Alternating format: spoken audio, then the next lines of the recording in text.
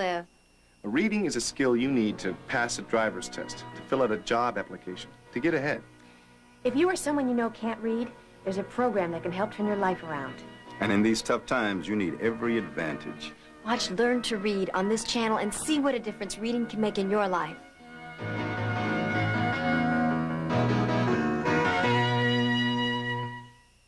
To vote in the school board elections, you must register by April 9th. For information, call 718-935-2881.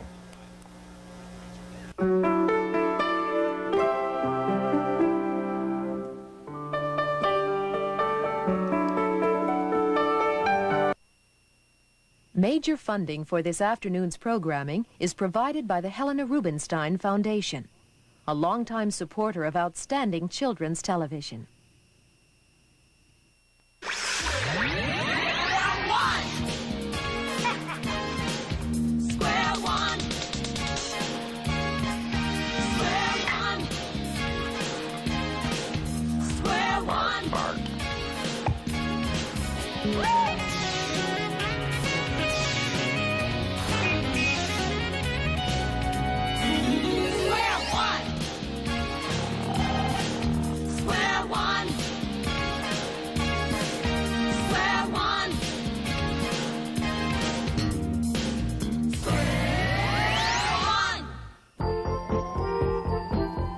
General Mathpital, crossroads of nearly 1,000 lives, a sanctuary, a haven, an edifice dedicated to the needs of those whose mathematical health is threatened. Doctor, call your office.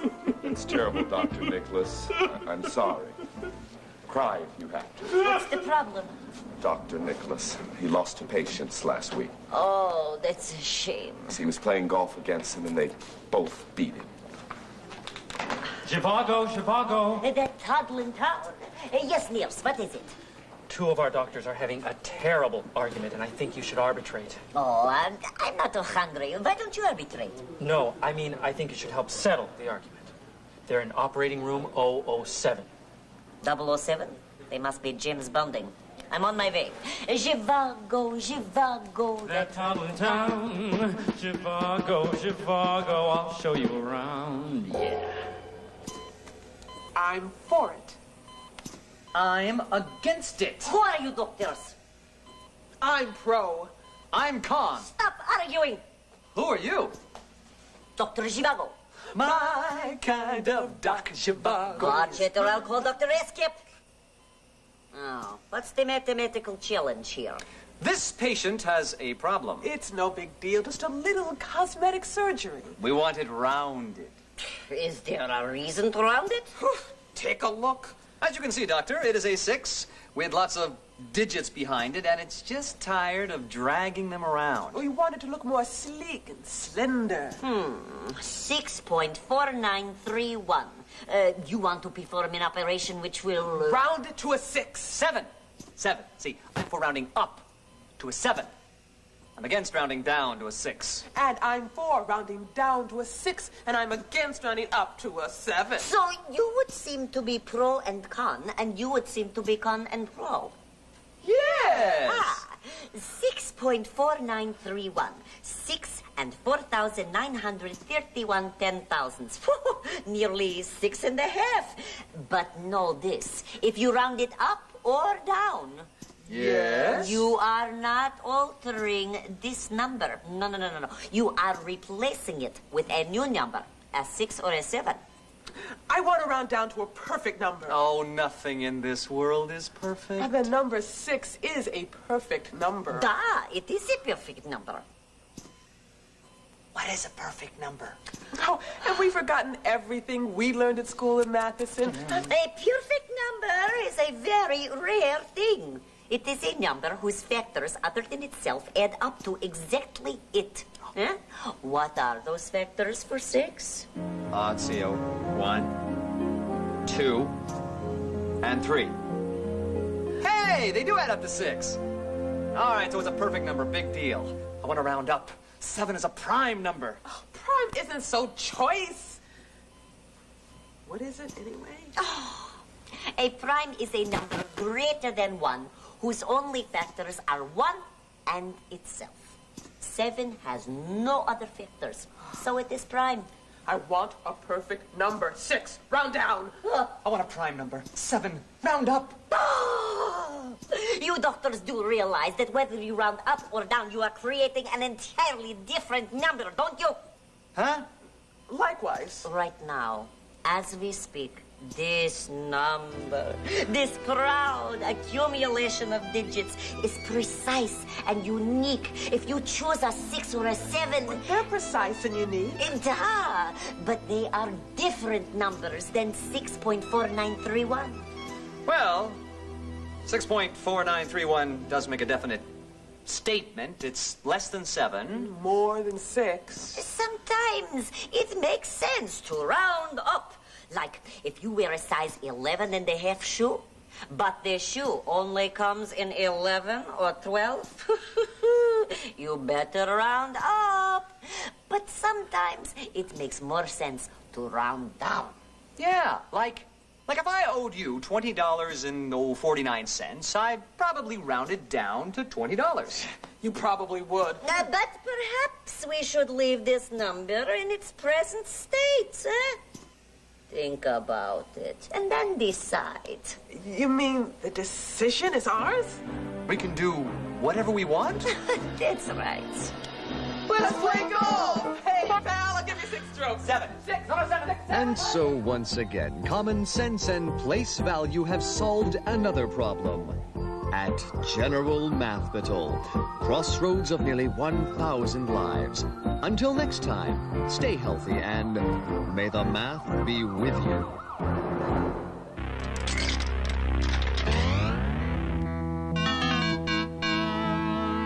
Mathman, your mission is to eat all the quadrilaterals on the board and no other polygons. When you encounter a polygon, you will have until the count of 3 to make your decision. And beware the appalling Mr. Glitch. He will eat you if you are wrong. Mathman. Oh, Mathman. 4 sides. Mathman. Quadrilaterals. Mathman. Think. 4 sides. Oh, yeah. Mathman.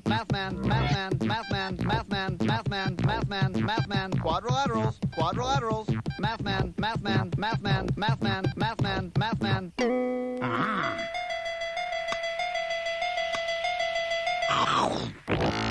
Oh, that had 5 sides.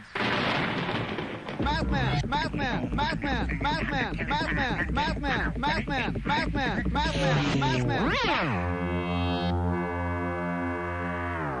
Fine, funny, glitching time. Ho-ho-de-do-do.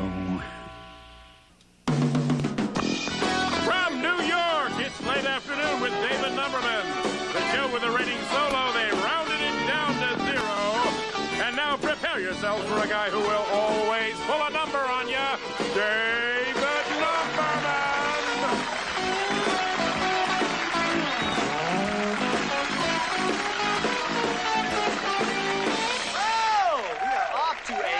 Flying start, aren't we? We are?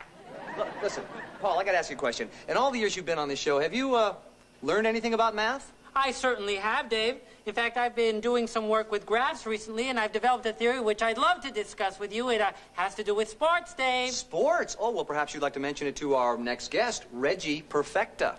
Reggie Perfecta is going to be on our show. Perfecto! He is just the man to appreciate the work I've been doing. I have a very important prediction to make, Dave. Really? So do I. Oh, really? Yes, I predict that your prediction will be wrong. Oh, ye talk show hosts of little faith. Why don't we hear what Reggie has to say, huh? Well, he's waiting in the wings. Let's bring him on, ladies and gentlemen, America's foremost sports commentator, Reggie Perfecta.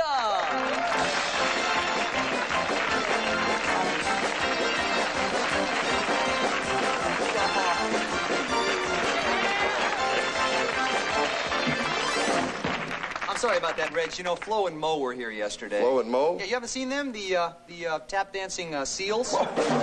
No, that was the day before, Dave. Yesterday was Snort. Oh, that's right. Snort the pig was here yesterday, yeah. Hey, listen, that is one brainy porker, Reg. He sat there rooting for the square of any number I gave him, and of course, when I gave him 49, he got very excited. But enough about that. Hey, it's great to have you back on the show, Reggie. It's always an experience being here with you, Dave. Yeah. Hey, you know what? People say, I want to get this straight here because I like to get to the bottom of things, that you look down on the world of sports. Now, is that true? From my vantage point high up in the press box, I suppose I do. Oh, which would be the reason, of course, that people look up to you. I think it would be fair to say that people do. Yeah, well, you know, Paul does. Paul, come on over here. Paul Safer, ladies and gentlemen. Paul has some kind of theory he'd like to discuss with you. Mr. Perfecta, I've looked forward to meeting you so much. I've listened to you for years. I think you are a giant in sports journalism. Why, thank you. Mr. Perfecta, I think I've made an important breakthrough in using mathematics to predict future records in sports. Sounds intriguing. What would you say, Mr. Perfecta, is the greatest moment in track and field history? Undoubtedly, when Roger Bannister from that sceptered Isle of England broke the 4-minute mile back in 1954. Right. Well, Mr. Perfecta, what would you say if I told you that I had figured out exactly when someone would run the mile in 3 minutes? I'd say that was impossible. Not if you use mathematics. I'll show you. Dave, I need the, Lou. What? Lou. Oh, you should have gone before the show. No, not the Lou. Lou! Lou! Oh, go ahead, just call him. It's okay. No, he only comes when you call him. Get out of here. Lou, could you please come out here for just a second? Come on out. Here we go. Hey, Lou.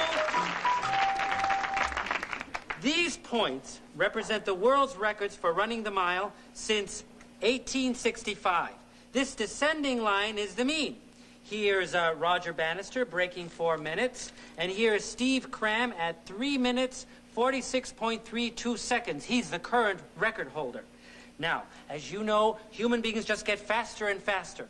And you know, Mr. Perfecta, as well as you, Dave, that we can use graphs to predict trends in the future. So, if I just extend this line like this, you'll see that it intersects the 3-minute line in the year 2110. That's when someone will run the mile in 3 minutes for the very first time. Wow, how about that? Nobody can run that fast. But you can't argue with math. It's right here on Lou's belly. But, Paul, you can't just plug in numbers without considering what they represent.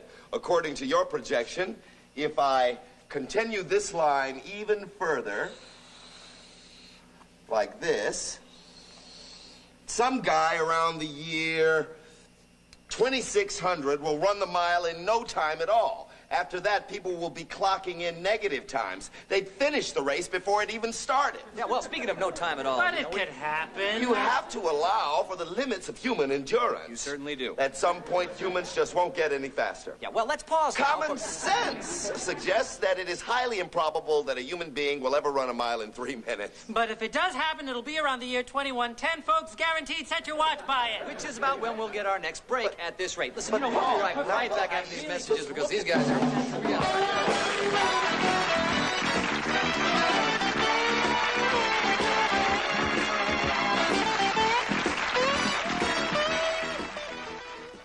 Heads or tails? Tails.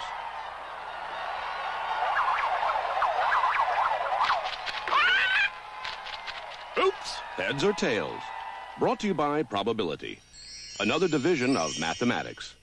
It's more than just arithmetic.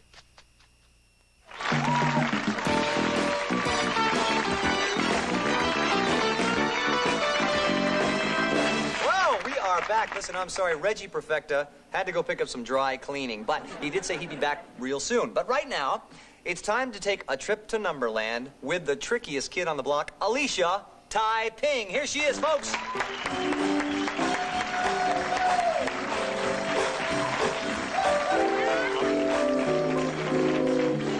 It's good to see you again, Alicia. How are things in Numberland? Great. I discovered an awesome new trick I just have to show you. Wonderful. Shoot. I'll need Lou's help, though. Well, Lou's his name, helps his game. Lou, could you come on out for a sec?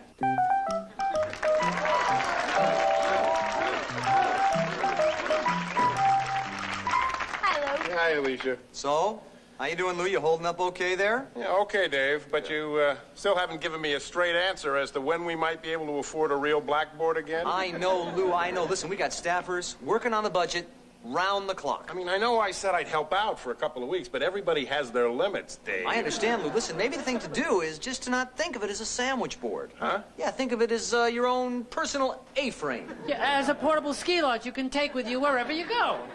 Thanks, guys. That's a real help. Great. Okay, now, Alicia, how about that trick? Well, Dave, I have a grid here, numbered from 1 to 25. You are going to pick a number from each row on the grid. No matter what numbers you choose, I guarantee the sum will be a total of 65. Really? You can do that? Yep. You guarantee it? Yeah, every time. Are you ready? Yeah. First row. 5. Eliminate all the numbers under it. Second row. 7. Eliminate all numbers underneath it. Third row. 13. Fourth. 19. Last row. Well, there's only one number left, so that's 21. Okay, add them up. Okay, let's just see here. She's right, Dave. 65. Well, how do you know, Lou? I did it in my head, Dave. Yeah, she is right. Yes, and so are you, Lou. Works every time. Yeah, well, let's just try it again. Lou? Thank you. First row. Okay, let's see. 2. Second row. 9. Third row. 13. Fourth. 20. Last row. And, 21 again. There we go. Now, let me see. 65 again, Lou. On the nose. Pretty neat, huh? Alicia, that is amazing. That's just a great, great trick. Now, Alicia, thank you very much, and please come back and join us again soon. Hey, well, we'll see all you guys next time on Late Afternoon when Liberace's twin brother, Fibonacci, will be here to explain his sequence. I'm sorry, his sequence. You know, Dave, you can learn how to do things in your head, too. I had half a brain. Well, if it helps you, know.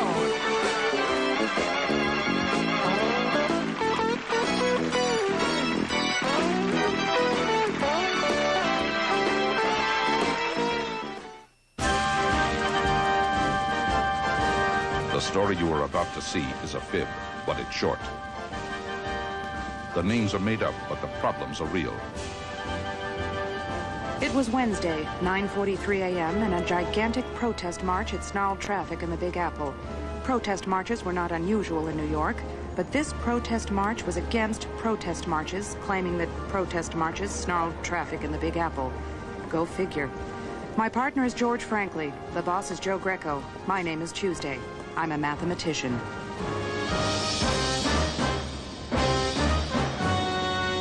We were in the midst of an unlikely story involving history, geometry, and a television talk show. We decided to look at earlier scenes and put some order in our lives. George and I had been guests on a talk show to speak about the importance of mathematics when another guest on the show began to talk about a recent trip. He sailed through the Bermuda Triangle, an area of the Atlantic Ocean which ran from Bermuda to Miami to Puerto Rico, and one which unenlightened people thought to be haunted. This is the Devil's or Bermuda Triangle.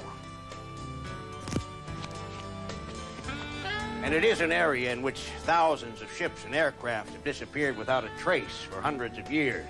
The triangle is bedeviled. George disagreed. Captain Quigg, scholars have proven that most of those mysterious disappearances, as you call them, were not mysterious. Mr. Franklin, please. After the show, we received a phone call. Hello? I was with Captain Quigg on his last adventure. The one he just talked about on the show? Yes. Miss Tuesday, Mr. Franklin, Captain Quigg is a liar. We took a meeting with a young lady named Trudy Ebbtide, who was a model boat enthusiast. She's the bountiful HMS Twain. The Twain? My ship. In fact, this is a replica of the ship Captain Quigg and I were searching for off Bermuda. Really? A three-masted schooner? It's not of recent vintage. No, the HMS Twain was commissioned in England in 1775. At the beginning of the Revolutionary War. Yes. In fact, she was sailing from Plymouth, England to the colonies with supplies and orders for the British when she sank in 1780. It turned out that her grandfather, 4 times removed, had been skipper of the ship, and Trudy had found his papers. After decoding some of them, she thought she had found the location. How did you get involved with Queeg? He has a salvage company and dives for lost stuff. Plus, he was the only one I could find who wasn't afraid to go into the Devil's Triangle. That hoax again. Trudy had been given a grant by an historical society to search for the ship, but the money had run out and she asked a favor of us. Could you maybe take me to Bermuda? When we explained her plight to Captain Greco, he gave us a day off to fly to Bermuda with Trudy. Bermuda is a beautiful resort island only 784 miles from New York. In less than 2 hours, we were in Hamilton, the capital of this quaint collection of islands. Beautiful hotels and condominiums dotted the white shores of this British colony. There was plenty of fun to be had in Bermuda, but unfortunately we were working. Wearing our Bermuda shorts, what else, we arranged to meet Long John Silverplate at a restaurant called the Pirate's Lair.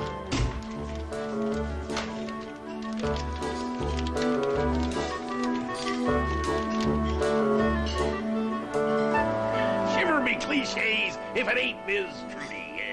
Park your hindsides in a chair. Long John, this is Pat Tuesday, George Frankley, and Benny Pill of Mathnet. Trudy tells us you're a pirate, Long John. Aye, as was my father before me and his father before him. Long John is related to Captain Kidd. Captain Kidd, the pirate? Aye, and Blackbeard, and Bluebeard, and Yellowbeard. Never heard of Yellowbeard.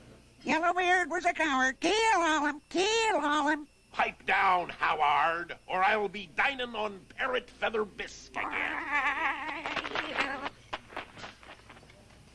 Trudy says you might be willing to take us to the location of the HMS Twain, Long John. I give Queeg a tinkle on the hooter about the sonar, and he said he'd nip on aboard.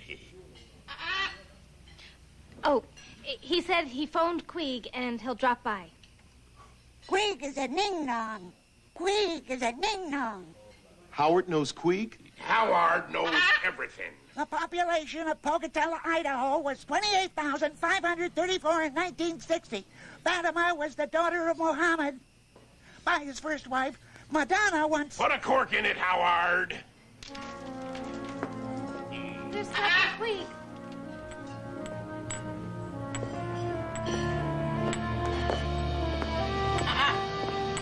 Hello, Trudy. I hope you're not upset about my storytelling on that television program. Why did you fib? You have to with showbiz. I kid you not.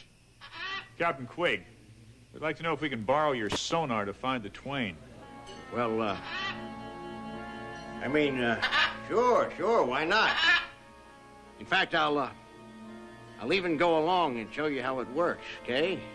I thought you were afraid of the Bermuda Triangle, Captain Queeg. Yellowbeard Queeg! Yellowbeard Queeg! Tell him to stop it. I won't have you birds laughing behind my back. And I'm not afraid, I'm respectful. And it'll pay you to be likewise, okay? Meet us aboard my boat, the Ricky Tiki.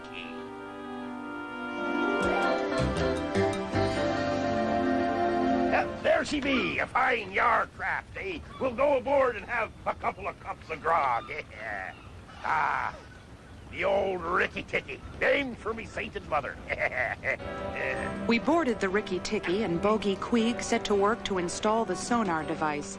He seemed to know what he was doing, so we helped by staying out of his way. In less time than it takes to tell, we had put out to sea.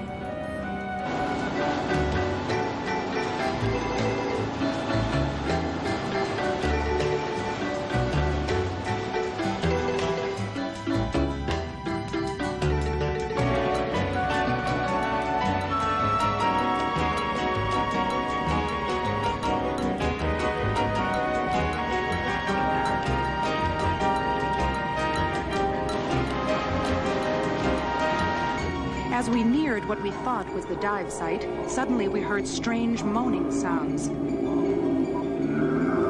moans got louder and louder, and then Long John pointed to the compass. It was going out of control.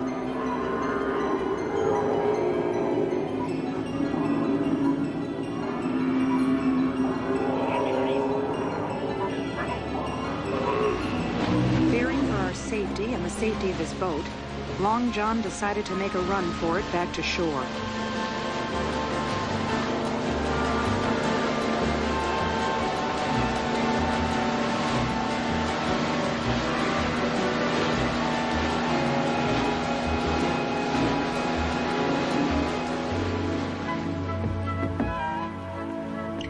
Now, do you believe me?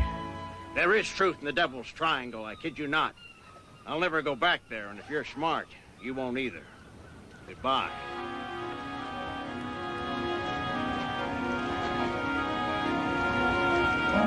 I called Captain Greco from Bermuda and reported our lack of progress. He is a sensitive soul, and he told me not to be discouraged.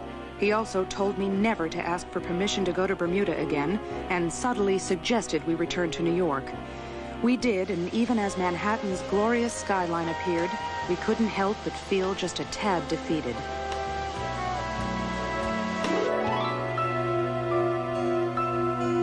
Benny Pill had rigged an experiment. He got a small electromagnet and a compass. The needle of the compass is magnetized and freely suspended and points to the Earth's north magnetic pole. By switching the electric power on and off, the magnet made the needle react erratically. Queeg could have concealed a magnet with a switch in his briefcase. That scoundrel. But what about the moans we heard? Queeg could be a ventriloquist, or maybe he had an accomplice, or when he installed the sonar, he could have wired a tape recorder in the speaker system. Hey, Mathnetters, guess what? I won the race. I got a check for $1,000. Congratulations, Trudy. That's wonderful. Great race, Trudy. Now maybe I can hire someone to take me back to the real HMS Twain. Mathnet, Pill. Yeah, just a minute. Trudy, it's for you. Long John Silverplate? Oh, I wonder what he wants. Hello, Mr. Silverplate? It's Trudy. Guess what? I just won $1,000. Now, will you take me back to that... What? He did what? Well, are you sure? Okay, thank you. What is it, Trudy? Well, now we know why Captain Queeg kept trying to scare everybody away with those Bermuda Triangle lies. Why? He just filed for salvage rights for HMS Twain, and he got them. Salvage rights? That means nobody else can dive for. That's right. Now he owns Bramp's ship. Lock, stock, and barrel. He's making a dive tomorrow. We're sunk.